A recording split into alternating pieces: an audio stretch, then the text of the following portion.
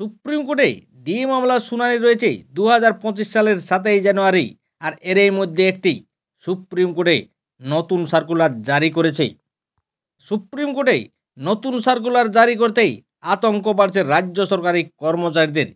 DA নিয়ে এবার জোর জল্পনা শুরু হয়েছে রাজ্য সরকারি কর্মীদের মধ্যে। 2022 সাল থেকে চলছে সুপ্রিম কোর্টের ডিএ মামলার শুনানি। আর চলতি বছরে মাত্র 2 দিন এই মামলার শুনানি হয়েছে। তারপর তারিখ পে তারিখ এখনও হয়নি ডিএ মামলার শুনানি। সুপ্রিম কোর্টের প্রধান বিচারপতি ডিআই চন্দ্রচূড় অবসর নেওয়ার পর নতুন প্রধান বিচারপতি হন সঞ্জীব খান্না। আর এতেই বকেয়া ডিএ নিয়ে আশার আলো জেগেছিল রাজ্য সরকারি কর্মচারীদের, কিন্তু সব আশা জ্বলে চলে গেল রাজ্য সরকারি কর্মীদের। শনিবার সুপ্রিম কোর্টের তরফে একটি নয়া সার্কুলার প্রকাশ করা হয়েছে।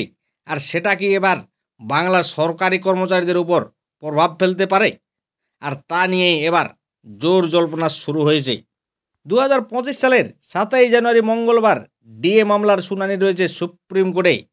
আর সুপ্রিম কোর্টের নতুন সার্কুলার নিয়মে মলয় মুখোপাধ্যায়, সরকারি কর্মচারী সংগঠনের নেতা, কনফেডারেশন অফ স্টেট গভর্নমেন্ট এমপ্লয়িজের সাধারণ সম্পাদক বলেন, মঙ্গলবার, বুধবার এবং বৃহস্পতিবার কোনো রেগুলার ম্যাটার থাকবে না, শুধুমাত্র আফটার নোটিশ ম্যাটারেই থাকবে। মিসলেনিয়ার কেস বা রেগুলার কেস যদি স্পেশাল বেঞ্চে থাকে বা পার্ট হার্ড হয়, তাহলেই কিন্তু দ্বিতীয়ার্ধের শুনানি হবে।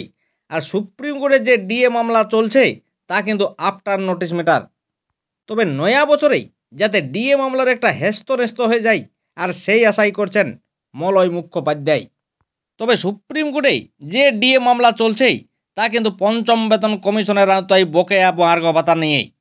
2016 সাল থেকেই সেই বকেয়া ডিএ নিয়ে আইনি লড়াই চলছেই। স্টেট অ্যাডমিনিস্ট্রেটিভ ট্রাইব্যুনালে হয়ে কলকাতা হাইকোর্টে গিয়েছিল মামলা।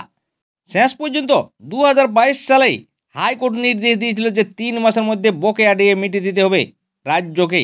তারপর সুপ্রিম কোর্টে স্পেশাল লিভ পিটিশন দাখিল করে রাজ্য সরকার, কিন্তু এখনও সেই মামলার শুনানি হয়নি। আর বকেয়া ডিএ অধরাই রয়ে গেছে রাজ্য সরকারি কর্মচারীদের। তবে এবার কিছুটা হলেও আশার আলো দেখছেন রাজ্য সরকারি কর্মচারীরা।